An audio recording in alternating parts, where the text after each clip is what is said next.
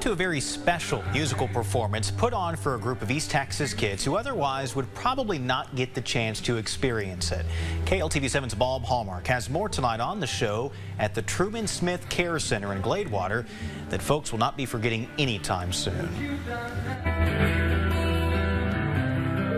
This performance at Truman Smith Care Center brought big smiles to special kids residing there. It's just such a joy to see the kids, the interaction, and the response that they have to music.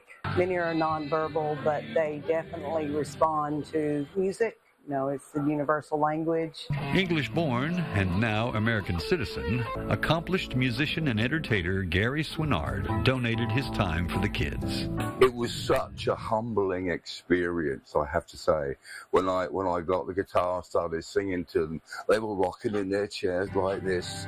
The children, who have varying debilitating mental and physical conditions, often get left out of things like concerts and performances. I played through the decade of the 60s, Searchers, the Kinks, Jethro Tull, Jeff Beck.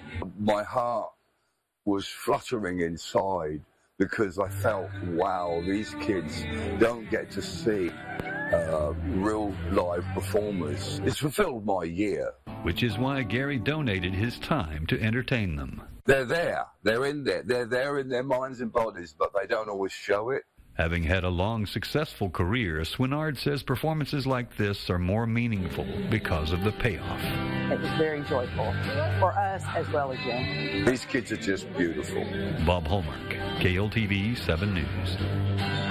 A story we all needed today. Swinard plans on returning to Truman Smith for another performance around Thanksgiving.